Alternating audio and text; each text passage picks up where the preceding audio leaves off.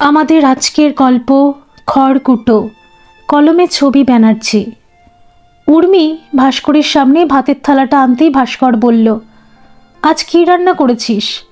ডাল, আলু সেদ্ধ, ডিমের কারি আর ভেন্ডি ভাজা। ভাস্কর রাগী মুখে বলল, আজও মাছ নেই? উর্মি বলল, আজ শুক্রবার, কালও থাকবে না। এটা তো প্রত্যেক দিনের রুটিন। সপ্তাহে 4 দিনের বেশি মাছ আনা আমার পক্ষে সম্ভব নয় দাদা। এটা জেনেও বলিস কেন? রাতে সপ্তাহে 2 দিন চিকেন খাওয়াই। ভাস্কর মুখটা বিকৃত করে বলল, খাওয়াস তো পোলট্রির মাংস, খাসির মাংস হলেও কথা ছিল, সেটা তো আবার মাসে 1 দিন বরাদ্দ। তোর একঘেয়ে খাবার আমার গলা দিয়ে নামে না। না নামলে খাবি না, এটা নিয়ে আগে বহু কথা হয়ে গেছে দাদা। আমার সাধ্যের বাইরে নিত্যি তোর বাচ্চা ছেলের মতো বায়না আমারও ভালো লাগে না। আমার কলেজে দেরি হয়ে যাচ্ছে, আয় খেয়ে নে। ভাস্কর যখন সদ্য যাদবপুর থেকে ইঞ্জিনিয়ারিং পাশ করে বেরিয়েছে, তখন হঠাৎই সেরিব্রাল অ্যাটাকে তার বাবার মৃত্যু হয়। কলেজ ক্যাম্পাসিংয়ে তার কলকাতার একটা চাকরিও ঠিক হয়েছিল। সে চাকরি নেওয়া ভাস্করের ইচ্ছা ছিল না, আরও পড়াশোনা করে ডিগ্রি বাড়ানোর ইচ্ছা ছিল। তার ছোট বোন উর্মিমালা তখন ইংরেজি অনার্স নিয়ে বিয়ে পড়ছে। বাধ্য হয়ে সে কলকাতার চাকরিতে জয়েন করলো। মাস 6 পর মায়ের ক্যান্সার ধরা পড়ল। মায়ের ব্যয়বহুল চিকিৎসা করাতে বাবার রেখে যাওয়া সঞ্চিত অর্থ শেষ হয়ে গেল। মায়ের গয়না একে একে সব শেষ হলো। 6 মাস ধরে প্রায় রাজকীয় চিকিৎসা করেও মাকে বাঁচানো গেল না। ভাই বোনের সম্বল বলতে উত্তর কলকাতার আবাসনে দুরুমের এই ফ্ল্যাট আর ভাস্করের চাকরি। উর্মি অসহায়ের মতো দাদার দিকে তাকালো। মনে মনে ভাবল, তার লেখাপড়াটা কি বন্ধ হয়ে যাবে? ভাস্কর বোনের মাথায় হাত রেখে বলল, এই পাগলি, ভয় পাচ্ছিস কেন? আমি তো আছি। ভাস্করের সঙ্গে দোলার সম্পর্ক প্রায় 3 বছরের। ছোটোখাটো চেহারার সুন্দর দেখতে দোলাকে ভাস্করের বাবা মারও পছন্দ ছিল। কথা ছিল ভাস্করের চাকরির পর তাদের বিয়ে হবে। 2 পরিবারের মধ্যে যাতায়াত ও অন্তরঙ্গতাও ছিল। মধ্যে ভাস্করের পরিবারের পরপর বিপর্যয়ের জন্য বিয়েটা হলো না, কিন্তু ওদের মেলামেশা ঠিক থাকলো। দোলা প্রায় এ বাড়িতে আসতো। উর্মির সঙ্গেও তার সুন্দর বন্ধুত্বের সম্পর্ক ছিল। ইতিমধ্যে দোলা একটা প্রাইমারি স্কুলে চাকরি পেয়েছে। ভাস্করের মায়ের মৃত্যুর 1 বছর পরে দোলার বাবা মা গার্জেনের ভূমিকা নিয়ে ওদের বিয়েটা দিয়ে দিল। উর্মি দোলাকে বরাবর দোলাদিই ডেকে এসেছে। বৌদি ননদের সম্পর্ক মধুর হলো, কিন্তু বিধাতা বোধহয় অলক্ষ্যে বসে হাসছিলেন। উর্মি একরকম জোর করে দাদা আর দোলাদিকে হানিমুনে পাঠালো। সংসারটা আনন্দ খুশিতে ঝলমল করতে লাগলো। প্রায় 6 ফুটের কাছাকাছি স্বাস্থ্যবান সুদর্শন ভাস্কর বিয়ের 1 বছর পর হঠাৎই অফিসে বসের ঘরে যেতে গিয়ে পা দুমড়ে মেঝেতে বসে পড়ল। সহকর্মীরা ছুটে এসে তুলতে গিয়ে দেখল সে সোজা হয়ে দাঁড়াতে পারছে না। সঙ্গে সঙ্গে ওকে একটা বেসরকারি হসপিটালে ভর্তি করা হলো। খবর পেয়ে উর্মি দোলা ছুটে এলো। প্রায় 10 দিন পর ভাস্কর যখন ছুটি পেয়ে ফিরে এলো, তখন তার বগলে ক্র্যাচ। তার দুরারোগ্য নার্ভের অসুখ। নিয়মিত ফিজিওথেরাপিতে অনেকটা আরোগ্য হলেও হতে পারে। এখন শুধু সময় ভরসা। আপাতত অফিস বন্ধ হলো। ভাস্করের চাকরি মাত্র 3.5 বছরের। তাকে অফিস থেকে 1 মাসের ছুটি মঞ্জুর করা হলো।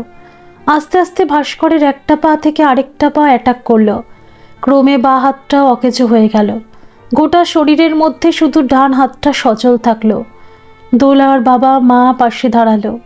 শয্যাশায়ী ভাস্করকে অফিস থেকে এককালীন কিছু টাকা দিয়ে স্যাক করা হলো। দোলার বাবা মা, দোলা, উর্মি তাকে নিয়ে ব্যাঙ্গালোর গেল শেষ চেষ্টা করতে। ওখানে প্রায় 1.5 মাস চিকিৎসার পর তার সামান্য উন্নতি হলো। পা ঘষতে ঘষতে ভাস্কর নিজের ঘর থেকে টয়লেট পর্যন্ত নিজে যেতে পারে। নিয়মিত ফিজিওথেরাপিও চলতে লাগলো। সদ্য বিবাহিতা স্ত্রীর সঙ্গে শারীরিক সম্পর্ক বন্ধ হয়ে গেল। উর্মি বিয়েতে ভালো রেজাল্ট করে ইংরেজি নিয়ে এমএতে ভর্তি হয়েছে। সে এখন মাসে 3000 টাকা টিউশন করে। সংসার এখন দোলার টাকায় চলছে। ব্যাঙ্গালোরে ডাক্তারদের দেওয়া ভরসার ওপর উর্মি আর দোলা উদ্বিগ্ন হয়ে প্রতীক্ষা করে। মাঝে মাঝেই ভাস্কর হতাশায় মেজাজ হারিয়ে ফেলে। হাতের কাছে জিনিস পেলে ভাঙচুর করছে। দোলা স্কুলে আর উর্মি কলেজে বেরিয়ে গেলে একটা আয়া ভাস্করের দেখাশোনা করে। তাকে একবেলার জন্য রাখা হয়েছে। দেখতে দেখতে 1 বছর গড়িয়ে গেল। ভাস্করের বিশেষ উন্নতি হলো না। সে যখন পা ঘষতে বাথরুমে যায়, তার বিকৃত ভঙ্গি দেখে দোলা প্রচণ্ড বিরক্ত ও হতাশায় মুখ গম্ভীর করে রাখে। তার উপর ভাস্করের মেজাজ তার দিন দিন অসহ্য মনে হয়। একটা মাত্র সক্ষম হাত দিয়ে ভাস্কর দোলার একটু উষ্ণ সাহচর্য চায়, একটু আশা ভরসার কথা শুনতে চায়। দোলা যন্ত্রের মতো কর্তব্যটুকু মুখ বুজে করে পাশের ঘরে চলে যায়। অক্ষম রাগে ভাস্কর মেজাজ হারিয়ে চিৎকার করে। একদিন রাতে ভাস্কর খাবারের থালা ফেলে দিয়ে চিৎকার করে বলল, একটা ঘ্যাট তরকারি আর টেলটেলে ডাল দিয়ে আমি রুটি খেতে পারবো না। দোলা ঠান্ডা চোখে চেয়ে বলল, এর চেয়ে বেশি কিছু করা আমার পক্ষে সম্ভব নয়। এই জীবন আমিও আর টানতে পারছি না। অনেক দিন ধরেই ভেবেছি, আজ আমি সিদ্ধান্ত নিতে বাধ্য হচ্ছি, আমি মুক্তি চাই। ভাস্কর অবাক হয়ে বলল, তুমি মুক্তি চাও? দোলা বলল, হ্যাঁ, মুক্তি চাই। এ জীবন আমার প্রাপ্য নয়। সামনে আমার অনেকটা জীবন পড়ে আছে। আমি হাঁফিয়ে উঠেছি। উর্মি বলল, দোলা দিদি, দাদার তো আস্তে আস্তে উন্নতি হচ্ছে। ডাক্তারবাবুরা তো ভরসা দিয়েছেন। দেখো, দাদা খুব তাড়াতাড়ি সুস্থ হয়ে যাবে। আমি টিউশনটা না হয় আরও বাড়াবো। দোলা বলল, তুই হাসালি উর্মি। তোর 3,000 টাকার টিউশনে কি সাশ্রয় হয়? তুই নিজেই তো 1,000 টাকায় নিজে টিউশন পড়িস। সেটা কথা নয় উর্মি। তুই নিজেও জানিস আর আমিও জানি, তোর দাদা কোনো দিনও উঠে দাঁড়িয়ে সুস্থ জীবন যাপন করতে পারবে না। তাহলে কোন আশায় আমি কৃচ্ছ সাধন করব? আমি মিউচুয়াল ডিভোর্স চাই। উর্মি বলল, আমাকে তুমি নাই দেখলে দোলাদি, কিন্তু দাদাকে কে দেখবে? যদি উল্টোটা হতো? দেখ উর্মি, যদি শব্দের কোনো অর্থ হয় না, তুই এটা বলে আমাকে আটকাতে পারবি না। আমি বাবা মার একটাই মেয়ে। আমি বড়জোর মানবিকতার খাতিরে তোর দাদার চিকিৎসার জন্য 5 লাখ টাকা দিতে পারি। ভাস্কর শান্ত গলায় বলল, তোমার ভিক্ষা আমার দরকার নেই দোলা। তুমি ডিভোর্সের পেপার পাঠিয়ে দিও, আমি সই করে দেব। উর্মি, তুই কাল থেকে আয়া ছাড়িয়ে দে। ফিজিওথেরাপিরও দরকার নেই। দোলা ঠিকই বলেছে, আমি আর কোনো দিনও স্বাভাবিক জীবনে ফিরে পাবো না। তুই বরং এই ফ্ল্যাটটা বেচবার ব্যবস্থা কর। ভাড়া ফ্ল্যাটে থাকবো। তুই পড়াশোনাটা চালিয়ে যা। নিজের পায়ে দাঁড়ালে আমি তোকেও মুক্তি দেব। ওই টাকায় একটা পেট কোনো রকমেই চলে যাবে। উর্মি বলল, ফ্ল্যাট বেচার দরকার নেই। ভাবিস না দাদা, আমি তো আছি রে। উর্মি সপ্তাহে 3 দিন তাদের কলেজের ইংরাজির অধ্যাপক আদিত্য স্যারের কাছে পড়ত। এই আবাসনের একটা ব্লক পড়ে HIG ফ্ল্যাটে আদিত্য স্যার থাকেন। সুদর্শন মিষ্টভাষী এই স্যার ছাত্রছাত্রীদের খুব যত্ন করেই পড়ান। উর্মি পুরো একটা সপ্তাহ তার কাছে পড়তে গেল না। সংসার চালিয়ে তার পড়াশোনাটা কিভাবে করবে এই চিন্তায় অস্থির হয়ে উঠল। তার নিজের ভবিষ্যৎই বা কোন অন্ধকারে, সঞ্চয়ের টাকাও প্রায় তলানিতে। পরের সপ্তাহে আদিত্য স্যারের কাছে গিয়ে মাইনের 1,000 টাকা দিয়ে বলল, স্যার, আমি আর পড়তে আসবো না। আদিত্য বললেন, এনি প্রবলেম উর্মি? স্যার, আপনার কাছে পড়ার আমার আর্থিক ক্ষমতা নেই। তুমি অত্যন্ত মেধাবী ছাত্রী, তোমার সামনে উজ্জ্বল ভবিষ্যৎ। এ সময় টিউশনটা ছাড়বে? তুমি সমস্যার কথা আমাকে বলতে পারো। সাধ্যমতো আমি তোমাকে সাহায্য করব। উর্মি একটু ইতস্তত করে বলল, স্যার, আপনি তো জানেন আমার দাদা প্রায় পঙ্গু। সে কোনো রকমে টয়লেট পর্যন্ত কষ্ট করে যেতে পারে। কিন্তু তুমি তো এটাও বলেছ তোমার বৌদি চাকরি করেন। উর্মি বলল, আমার বৌদি ডিভোর্স চেয়ে চলে গেছে। আদিত্য বললেন, তুমি বোধহয় এতদিনে লক্ষ্য করেছ, এই 1 বছরে আমার স্ত্রী কোনোদিন তোমার সামনে আসেনি। আমি 35 বছরে বিয়ে করেছিলাম। বিয়ের 1 বছর পর আমার স্ত্রী শ্রেয়া একদিন প্রচণ্ড কোমরে যন্ত্রণা নিয়ে হসপিটালে ভর্তি হলো। 1 মাস ভর্তি থেকে সুস্থ হয়ে বাড়ি ফিরল। 2 মাস ভালো থাকলো, তারপর আবার ভর্তি হলো। 2 বার অপারেশন হয়েছিল, কিন্তু কোনো জটিল রোগে তার কোমর থেকে পা পর্যন্ত প্যারালাইসিস। সেই থেকে আজ 10 বছর সে শয্যাশায়ী। চিকিৎসার বিপুল খরচ। বাধ্য হয়ে আমাকে টিউশন করতে হয়। একটু চুপ করে থেকে আদিত্য বলল, আমি সপ্তাহে 6 দিনই বাড়িতে ব্যাচে টিউশন করি। শ্রেয়ার জন্য আগে 2টো শিফটে আয়া রেখেছিলাম। কিছুদিন আগে শ্রেয়া রাতের আয়া ছাড়িয়ে দিয়েছে। তার একটাই হবি গান শোনার, বই পড়া। আগে শুয়ে বই পড়তে পারত, এখন সেটুকুও পারে না। ইদানিং আমি গল্পের বই পড়ে তাকে শোনাই। রাত 9:30 পর্যন্ত টিউশন করে ক্লান্তিতে আমার শরীর ভেঙে আসে। আমি তোমাকে একটা প্রস্তাব দিতে পারি। তুমি 6টা থেকে 7:30 পর্যন্ত আমার কাছে সপ্তাহের সব দিনই বিনা পয়সায় পড়বে। বিনিময়ে 2 থেকে 2.5 ঘন্টা আমার স্ত্রীকে সঙ্গ দেবে। ওকে রাত 8:30টায় রাতের খাবারটা খেতে দেবে। তারপর তার নির্দিষ্ট ওষুধ খাওয়াবে। তারপরে ওকে গল্পের বই পড়ে শোনাবে। গল্প শুনতে শুনতে ও 9:30 থেকে 9:45টার মধ্যে গভীর ঘুমে তলিয়ে যায়। তখন তুমি বাড়ি ফিরবে। বিনিময়ে তোমাকে প্রতিদিন 500 টাকা পারিশ্রমিক দেব। ওকে টয়লেট আমিই করাবো। রাত 12টায় ওর টয়লেটের অভ্যেস। এটা করতে যদি তোমার সম্মান বাঁধে তাহলে তোমাকে বিনা পয়সায় 3 দিন পড়িয়ে সাহায্য করব। ভেবে আমাকে জানিও। উর্মি স্যারকে প্রণাম করে বলল, স্যার, ভাবার কিছু নেই। আমি মনে করি এটা খুব সম্মানের কাজ। আপনার এই সাহায্যের জন্য আমি চিরকৃতজ্ঞ থাকব। আদিত্য বললেন, না উর্মি, এটা তোমার কাজের বিনিময় ন্যায্য পারিশ্রমিক। আমার কথা শেষ হয়নি। তোমাকে 9:30 থেকে 9:45টায় ফিরে রান্না করতে হবে। তুমি পড়বার সময় পাবে না। তুমি তো লড়াইয়ে নেমেছো উর্মি। তোমাকে কষ্ট করে রাত জেগে পড়তে হবে। তুমি এখান থেকে যাওয়ার সময় তোমাদের দুজনের খাবার নিয়ে যেও। এটা তোমাকে আমার সামান্য সাহায্য। সেই থেকেই এই ব্যবস্থা চলে আসছে। উর্মি সন্ধে থেকে আদিত্য স্যারের বাড়ি পড়তে গিয়ে রাত 9:45, কোনোদিন 10টায় বাড়ি ফিরে আসা আবাসনের অনেকেরই এটা চোখে পড়েছে। এই আবাসনেই উর্মির 2 বান্ধবীও পড়তে চায়। তারা একদিন বলেই ফেলল, কী রে উর্মি, আমাদের পড়া শেষ হওয়ার পরও তোর বুঝি স্পেশাল কাজ থাকে? সপ্তাহে 7 দিনই স্যার বুঝি তোকে পড়ান। আমাদের ভাই একটু আধটু স্পেশাল নোট দিস। হ্যাঁ রে উর্মি, তোর বৌদি চলে যাওয়ার পর সংসার চালাস কি করে? উর্মি বলল, ঠিক বলেছিস রে। আমি স্যারের বাড়িতে একটা পার্ট টাইম কাজ পেয়েছি। ওতেই কষ্টে সৃষ্টে চলে যায়। তাছাড়া রবিবার দিন বেলা 10টা থেকে 12টা পর্যন্ত 4টে ছাত্রীকে গান শেখাই। সেখান থেকেও কিছু রোজগার হয়। উর্মি বুঝতে পারে তাকে নিয়ে আবাসনে কানাঘুষো চলে। দাদাকে এই কাজটার কথা বলবো বলবো করেও বলা হয়ে ওঠেনি। কি জানি, দাদা হয়তো কাজটাকে আয়ার কাজ মনে করে কষ্ট পাবে। সেদিন ভাস্কর পা ঘষ্টিয়ে ঘষ্টিয়ে দরজাটা খুলে দিয়ে বলল, রাত 10টা পর্যন্ত টিউশন ঠেঙিয়ে এসে আবার রান্নাঘরে ঢুকবি তো বনু? নিজের চেহারাটা একবার আয়নায় দেখেছিস? এবার থেকে রুটি আর তরকারি আসার সময় কিনে আনিস। কবে একদিন মেজাজ গরম করে খাবার ছুঁড়ে দিয়েছিলাম বলে প্রতিদিনই এখন রাতে চিকেন করিস, সঙ্গে কি দারুণ সবজি ভাজাও করিস। না রে বোন, আমি এখন অবস্থার সঙ্গে অনেকটাই মানিয়ে নিয়েছি। এত তাড়াতাড়ি এত রান্না করিস কি করে রে উর্মি? উর্মি বলল, ঘরে যা দাদা, আমি রান্নাটা বসিয়ে স্নান করব। সকালের দিকে আটা মেখে মাংস কষিয়ে রাতের সবজি বানিয়ে রেখে যাই, তাই এত তাড়াতাড়ি হয়। তোর কাঁধের ব্যাগে কি আছে রে? এত ফুলে আছে কেন? উর্মি বলল, বই আছে দাদা। এবার থেকে আমি বেরিয়ে যাওয়ার আগে ফ্ল্যাটটা বাইরে থেকে বন্ধ করে যাব। প্রতিদিন দরজা খুলতে তোর কষ্ট হয়?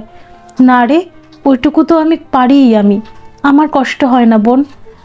এক রবিবার উর্মির 2 বান্ধবী ফ্ল্যাটে এলো। ভাস্কর দরজা খুলে দিয়ে বলল, ও তোরা এসেছিস, আয় ঘরে বস। উর্মি কিছুক্ষণ আগে বেরিয়ে গেল। টিউশন সেরে একবার বাজার করেই ফিরবে। ওরা বলল, আমরা আর একদিন আসবো ভাস্করদা। তুমি কেমন আছো গো? ওই আছি রে একরকম, বোনের ঘাড়ে বসে খাচ্ছি। দেখ না, উর্মি সারা সপ্তাহ জুড়ে মুখে রক্ত তুলে টিউশন করছে, রান্না বান্না করছে। কলেজ থেকে ফিরেই আমাকে চা টিফিন দিয়ে বেরিয়ে যায়। ফেরে সেই রাত 9:30 পৌনে 10টা। রবিবার দিনও মেয়েটা বিশ্রাম পায় না। এই এসেই রান্না করে খাওয়া দাওয়ার পরই 5টায় বেরিয়ে যাবে। ওরা বলল, ভাস্করদা, উর্মি তো শুধু রবিবার একটা গানের টিউশন করে, বাকি 7 দিনই তো আদিত্য স্যারের বাড়ি রাত 10টা পর্যন্ত থাকে। তোরা ঠিক জানিস? হ্যাঁ, ভাস্করদা ঠিকই বলছি, আমরা তো একসঙ্গেই স্যারের কাছে পড়ি। ওরা মুচকি এসে বলল, ও নাকি পড়ার পর স্যারের বাড়িতে কি একটা পার্ট টাইম কাজ করে। আমরা জানি না ও ঠিক কী কাজ করে। স্যারের স্ত্রী তো শয্যাশায়ী, ওনার জন্য তো স্যার আয়া রেখেছেন। কে জানে বাবা, 2টো মাত্র মানুষের সংসারে উর্মির কী কাজ। তুমি জানতে না ভাস্করদা? আমরা আজ আসছি গো। উর্মি ব্যাগ ভর্তি বাজার করে ফিরল। এক মুখ হেসে বলল, দাদা, আজ 2 রকম মাছ এনেছি। অনেক দিন পর বাজারে আজ সস্তা ইলিশ পেয়েছি।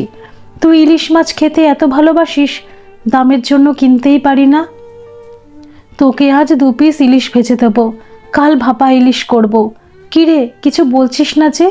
ভাস্কর বলল, উর্মি, তুই টিউশন করে অনেক টাকা রোজগার করিস না রে, তাই তো দাদার জন্য ইলিশ মাছ এনেছিস। না রে দাদা, তাহলে তো সপ্তাহে সব দিনই তোকে মাছ খাওয়াতে পারি।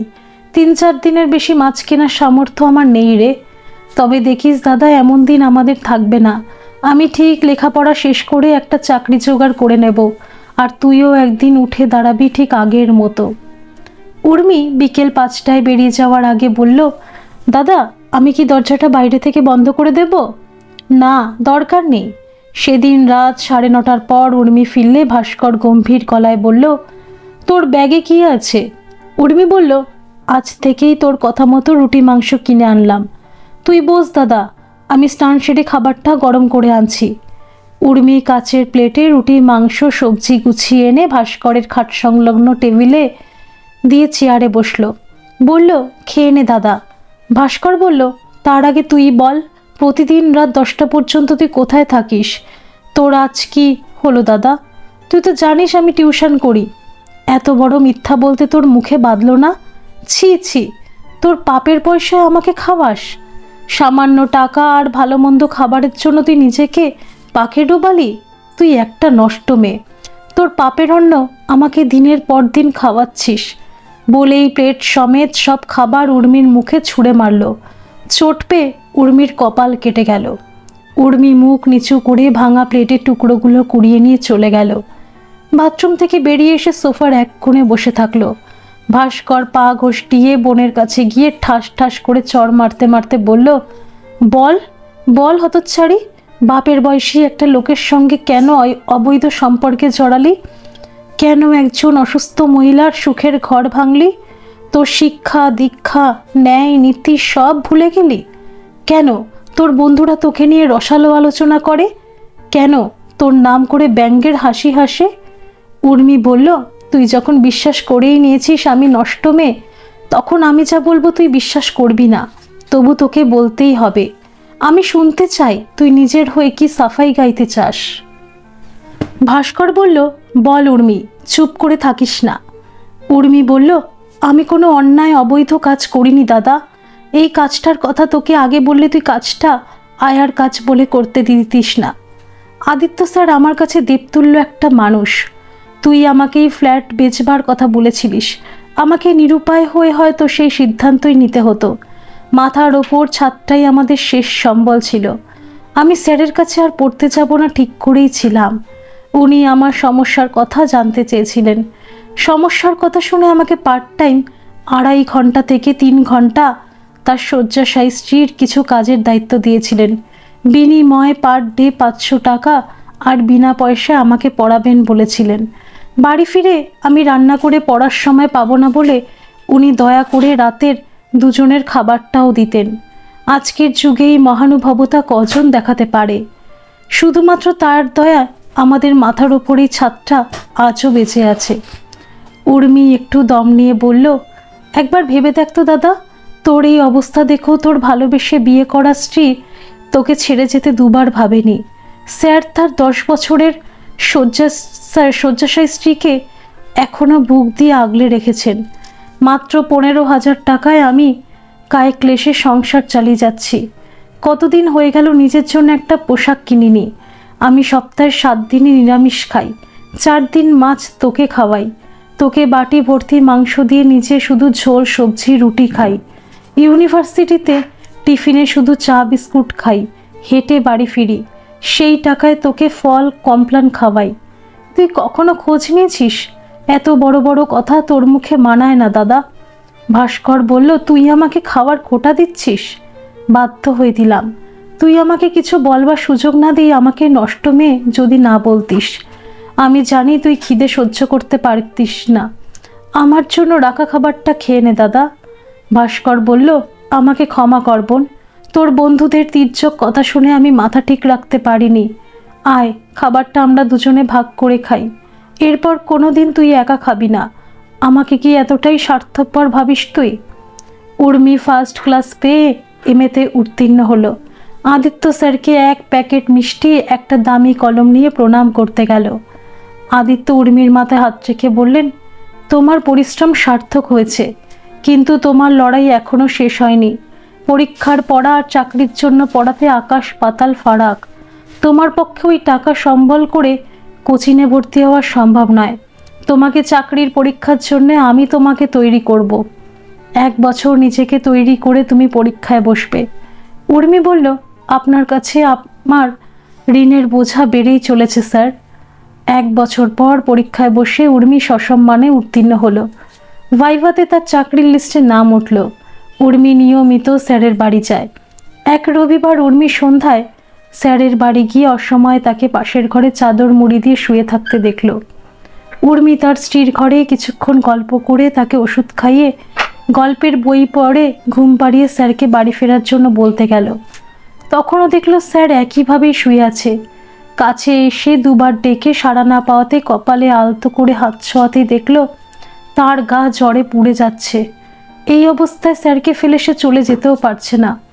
উর্মি একটা চেয়ার টেনে তার মাথায় জলপটি দিতে থাকলো। ঘর খুঁজে একটা ক্যালপাল ট্যাবলেটের পাতা পাওয়া গেল। উর্মি দাদাকে ফোন করে বলল, দাদা, স্যারের খুব জ্বর, আমার ফিরতে দেরি হবে। আমি জ্বর কমানোর জন্য ওনাকে ওষুধ খাইয়ে বাড়ি ফিরবো। তুই খিদে পেলে টেবিলে রাখা বিস্কুট খেয়ে নিস। উর্মি স্যারের গায়ে হাত রেখে বলল, স্যার, একটু মাথাটা তুলে ওষুধটা খেয়ে নিন। হঠাৎই আদিত্য উর্মিকে বুকে টেনে নিয়ে বলল, শ্রেয়া, তুমি এসেছো? আমি জানতাম তুমি ঠিক একদিন উঠে বসবে। এই দিনটার জন্য আমি কতদিন অপেক্ষা করেছি। ঘটনার আকস্মিক কথায় উর্মি প্রথমটা চমকে গেল। একটু সামলে নিয়ে জোর করে নিজেকে ছাড়িয়ে নিয়ে বলল, স্যার, ম্যাডাম ঘুমাচ্ছেন। রাত প্রায় 11টা বাজে। আপনার গায়ে প্রচণ্ড জ্বর, আপনি ওষুধটা খেয়ে নিন। আদিত্য ধরফর করে উঠে বসে বলল, শ্রেয়া কোথায়? আর তুমি এত রাতে এখানে কি করছো? আমি কি স্বপ্ন দেখছিলাম? স্যার, আপনার জ্বর দেখে আমি যেতে পারিনি। আপনি স্বপ্ন দেখে ম্যাডামের নাম ধরে ডাকছিলেন। উনি ঘুমাচ্ছেন। আপনি ওষুধটা খেয়ে নিন। কাল একবার ডাক্তার দেখিয়ে নেবেন। আমি এবার বাড়ি যাব। আদিত্য বলল, চলো, তোমার খাবারটা দিয়ে দিই। ছি ছি, কত রাত হয়ে গেল বলো তো? তুমি আমাকে একবার ডাকলে না কেন? তোমার দাদা কত চিন্তা করছেন। উর্মি বলল, ভাববেন না স্যার, আমি দাদাকে ফোন করে সব জানিয়েছি। আমি ম্যাডামের ঘরে আপনার খাবারটা দিয়ে আমার খাবারটা নিয়ে নেব। খাবারটা শ্রেয়ার ঘরে রেখে উর্মি নিঃশব্দে চলে আসছিল। হঠাৎ ঘুম ভেঙে শ্রেয়া বলল, কে? উর্মি বলল, আমি। ম্যাডাম, তুমি? এত রাতে পর্যন্ত তুমি এখানে কি করছিলে? স্যারের খুব জ্বর দেখে আমি যেতে পারিনি। ওনাকে ট্যাবলেট দিয়েছি, এখন স্যার একটু ভালো আছেন। কই, আমি জানতাম না তো। আপনি টেনশন করবেন বলে হয়তো জানেননি। শ্রেয়া কী রকম অদ্ভুত দৃষ্টিতে তাকিয়ে বলল, ও, আমার স্বামীকে নিয়ে সব টেনশন বুঝি এখন থেকে তোমার? তোমাকে খুব ভালো মেয়ে বলে জানতাম। মুখোশের আড়ালে তোমার চরিত্রকে আজ চিনলাম। কাল থেকে তুমি আর এখানে আসবে না। উর্মি মাথা নিচু করে চলে গেল। উর্মি চাকরিতে জয়েন করলো। সে আদিত্য স্যারের কাছে যোগাযোগ করে আর অশান্তি বাড়াতে চায়নি। পরের মাস থেকে উর্মি দাদার জন্য একবেলার আয়া রাখলো। তার জন্য নতুন করে আবার ফিজিওথেরাপির ব্যবস্থা করলো। মাস 2 পর উর্মি বন্ধুর কাছে শুনল স্যারের স্ত্রী মারা গেছে। শুনে মনটা খারাপ হলো। আর রাগ করে থাকতে পারল না। স্যারের কাছে গিয়ে বলল, দুঃখিত স্যার, আমি আজকেই খবরটা পেলাম। আদিত্য বলল, আমি জানি উর্মি, সেদিন আমার স্ত্রী ভুল বুঝে তোমাকে অপমান করেছিল। দীর্ঘদিন রোগে ভুগে শ্রেয়া মানসিকভাবে অসুস্থ ছিল। আমি ওর হয়ে তোমার কাছে ক্ষমা চাইছি। উর্মি বলল, আমি বুঝেছি স্যার, ওনার ওপর আমার কোনো রাগ নেই। আমি ম্যাডামের আত্মার শান্তি কামনা করি। তাহলে আমার অনুরোধে তুমি আগামী পরশু শ্রেয়ার শ্রাদ্ধ বাসরে এসো। শ্রাদ্ধ বাসরে উর্মিমালা নিয়ে উপস্থিত হলো আদিত্যের আত্মীয় স্বজন। তার দিকে তির্যক ভঙ্গিতে তাকিয়েছিল। তাদের মধ্যে 2-4 জনের কথাও তার কানে এলো। এই মেয়েটা যদি আদিত্যর ঘাট থেকে আগে নামতো, তাহলে বউটা আরও কিছুদিন বাঁচত। আগে এসব কথা শুনলে উর্মির প্রচণ্ড রাগ হতো। এখন এসব কথা তার গা সওয়া হয়ে গেছে। দেখতে দেখতে উর্মির চাকরি 1.5 বছর হয়ে গেল। উর্মি দাদাকে রাজকীয় আরামে রেখেছে। চাকরি শুরু থেকেই তার কলিগ সৌমাল্যর সঙ্গে তার বন্ধুত্ব হয়েছে। দিনে দিনে সেই বন্ধুত্বও গাঢ় হয়েছে। প্রায় অনেকটা সময় তারা একসঙ্গে চা খেয়ে আড্ডা দিয়ে গল্প করেই কাটায়। সৌমাল্যর প্রতি তার দুর্বলতা ভালো লাগা থাকলেও কখনো সে দুর্বলতা প্রকাশ করেনি। তার সমস্যাযুক্ত জীবনে সে স্বপ্ন দেখতে ভয় পেয়েছে। একদিন সৌমাল্যই বলল, অনেক দিন তো হলো, এবার আমরা বিয়ের কথা ভাবতে পারি না? আমি জানি উর্মি, আমরা ভালোবাসার কথা মুখ ফুটে না বললেও দুজনেই দুজনকে চাই। উর্মি বলল, আমার সব কথা তো তোমাকে বলেছি সৌমাল্য। আমার পক্ষে দাদাকে ছেড়ে বিয়ে করা অসম্ভব। বিশ্বাস করো, আমি তোমাকে একজন ভালো বন্ধু বলেই মনে করি। সৌমাল্য বলল, আমি জানি তোমার দাদার কথা ভেবেই তুমি এটা বলছো। আচ্ছা, বিয়ে করে আমরা দুজনেই এই দায়িত্ব ভাগ করে নিতে পারি না? বিয়ে করার জন্য এটা সমস্যা হতেই পারে না। উর্মি বলল, আমাকে কটা দিন ভাবার সময় দাও সৌমাল্য। কয়েকদিন পরে একদিন সৌমাল্য চা খেতে খেতে বলল, উর্মি, তুমি তো জানো আমার বাবা মা ছোটবেলায় মারা গেছেন। আমি কাকা কাকিমার কাছে মানুষ হয়েছি। তারা এখন চাইছে আমি বিয়ে করে সেটেলড হয়ে আলাদা সংসার করি। আমার কাকার 2 ছেলে, একজন আমার পিঠাপিঠি ভাই। আমি সরে এলে কাকা তার বিয়ের কথা ভাববে। আমি মাস 6 আগে একটা ফ্ল্যাট বুক করেও রেখেছি। ওটা পেতে হয়তো বছরখানেক লাগবে। আপাতত আমরা বিয়ের পর ভাড়া ফ্ল্যাটেই উঠব। তোমার দাদার জন্য 2 বেলা আয়ের ব্যবস্থা করব। রান্নার মাসি, কাজের মাসি রাখা হবে। তুমি একটু তাড়াতাড়ি তোমার মন ঠিক করো, সব দ্বিধা মন থেকে ঝেড়ে ফেলো। উর্মি বলল, আমি আগে দাদার সঙ্গে কথা বলি। আমিও একদিন তোমার দাদার কাছে অনুমতি নিতে যাব। উর্মি 4-5 দিন ভাবল। মনটা প্রবলভাবে চাইছে সৌমাল্যর সঙ্গে সংসার পাতবে। সে তা দুর্বলতার কথা, ভালোবাসার কথা মুখ ফুটে না বললেও সৌমাল্যর সঙ্গে তীব্র ভালোবাসা ওতপ্রোতভাবে জড়িয়ে গেছে। সত্যি তো, দাদাকে কাছাকাছি থেকেও তো তারা দেখাশোনা করতেই পারে। রাতে ঘুমের মধ্যে স্বপ্ন দেখলেও তাদের সুখী দাম্পত্যের ছবি, ভালোবাসার ঘরে হাসি, আনন্দ আর সোনালি স্বপ্নের ছবি। তাদের একান্ত নিজের ফ্ল্যাটটা তারা দুজনে ছবির মতো সাজিয়েছে। পর্দার রং কেমন হবে, খাটটা ঘরের কোন দিকে রাখলে সুন্দর দেখাবে, এ নিয়ে সৌমাল্যর সঙ্গে মিথ্যে খুনসুটির ছবি। বিয়ের পর কোনো সমুদ্র তীরে হাত ধরাধরি সূর্যাস্ত দেখার ছবি, কিংবা কলকাতার কোলাহল থেকে অনেক দূরে কোনো নির্জন পাহাড়ের কোলে আদিবাসীদের সঙ্গে দুজনে একটা ছোট্ট মাটির বাড়িতে অনাড়ম্বরভাবে কটা দিন একান্তে কাটিয়ে আসার ছবি। এসব স্বপ্ন দেখতে দেখতে তার ঘুম ভাঙল। ভাবল দাদাকে কলেজ থেকে ফিরেই সবটা জানাবে। তবুও খানিকটা দোলাচলে ও দ্বিধায় তার মনটা আনমনা হয়ে থাকলো। সৌমাল্য তো এই ফ্ল্যাটটা এসে একসঙ্গেই থাকতেই পারত। তার তো বাবা মা নেই। কই, সে তো এই প্রস্তাব দেয়নি। দাদাকে এভাবে একা রেখে চলে যাওয়াটা কি ঠিক হবে? কোথাও একটা কাঁটা মনের মধ্যে খচখচ করে বিঁধতেই থাকলো। অনেক চিন্তা করে উর্মি সিদ্ধান্ত নিল, না, বিয়ের সংসার তার জন্য নয়। আজ হয়তো সৌমাল্য তার দায়িত্ব সমানভাবে নিতে চাইছে, কিন্তু ভবিষ্যতে এটাকেই বোঝা মনে হবে। এটাই ভবিষ্যতে তার অশান্তির কারণ হবে। এমন তো নয় দাদার বয়স হয়েছে। দাদা তার থেকে মাত্র 4 বছরের বড়। তার হার্ট, কিডনি সব স্বাভাবিক। এত বড় পৃথিবীতে সে ছাড়া দাদার কেউ নেই। শুধুমাত্র নিজের সুখের জন্য এত বড় অকৃতজ্ঞতা সে দেখাতে পারবে না। আজ সৌমাল্যকে বুঝিয়ে বলে সম্পর্ক থেকে সরে আসবে ঠিক করেই কলেজে গেল। সেদিন সৌমাল্য অফ পিরিয়ডে হঠাৎ তার দিকে ঘৃণার দৃষ্টিতে তাকিয়ে বলল, ছি উর্মি, ছি, তুমি স্টিল নাও একজনের গিফট। সেই জন্য বিয়েতে তোমার এত আপত্তি? মুখোশের আড়ালে তোমার এত কদর্য রূপ। ভাগ্যিস তারা দুজনেই শুধু স্টাফ রুমে ছিল। উর্মি হিসহিস করে বলল, শাট আপ সৌমাল্য, আমাকে এত বড় অপমান করার তোমার কোনো অধিকার নেই। একজন ভদ্র শিক্ষিত মেয়ের চরিত্রে মিথ্যে কাদা ছুটতে তোমার লজ্জা করছে না? মনে করে দেখো, তুমি আমাকে প্রপোজ করেছিলে। আমি এ পর্যন্ত তোমার সঙ্গে বন্ধুত্বের সীমা লঙ্ঘন করিনি, কখনো তোমার প্রতি দুর্বলতা দেখাইনি। সৌমাল্য বলল, মিথ্যে কাদা? এ কথা তোমার দাদা আমাকে নিজে বলেছে। উর্মি হতভম্ব হয়ে বলল, দাদা বলেছে এ কথা? দাদা? সৌমাল্য ঘর থেকে বেরিয়ে গেল। উর্মি প্রচণ্ড রাগে ঠকঠক করে কাঁপতে লাগলো। সে তো মনস্থির করেই রেখেছিল বিয়েটা করবে না। তার দাদা এ কথা বলেছে? তার নিজের জীবন নিশ্চিত নিরাপদ করতে তার নিজের বোনের গায়ে এই তকমাটা লাগাতে পারল? ছুটি নিয়ে অসময় সে ফ্ল্যাটে চলে এলো। দাদা মুখ নিচু করে দরজা খুলে দিল। উর্মি তার নিজের ঘরে গিয়ে খাটে উপুড় হয়ে কাঁদতে লাগলো। বেশ কিছুক্ষণ কেঁদে চোখ মুছল। সে আত্মবিশ্লেষণ করতে বসল। আশ্চর্যজনকভাবে তার রাগটা ধীরে ধীরে প্রশমিত হয়ে গেল। পরিবর্তে একটা অদ্ভুত মন খারাপে তার শরীরটা আচ্ছন্ন হয়ে গেল। তার মনে পড়তে লাগলো তার প্রথম চাকরিতে জয়েন করার দিনটা। দাদাকে প্রণাম করতে গেলে দাদা তার দুটো একমাত্র সক্ষম হাতে জড়িয়ে ধরে হাউমাউ করে কেঁদে উঠে বলেছিল, আমার আনন্দ আজ চোখের জল হয়ে বেরিয়ে আসছে বোন। মনে পড়ছে তার দাদা যেন জীবনকে একদিনেই কেমন ভালোবেসে ফেলেছে। তার দাদার বই একমাত্র সঙ্গী বলে উর্মি প্রায় বই কিনে আনতো। বই পড়ার জন্য একটা স্ট্যান্ড কিনে দিয়েছিল উর্মি। একটা রেডিও দাদার বিছানায় থাকতো। দাদা গান শুনতে ভালোবাসে।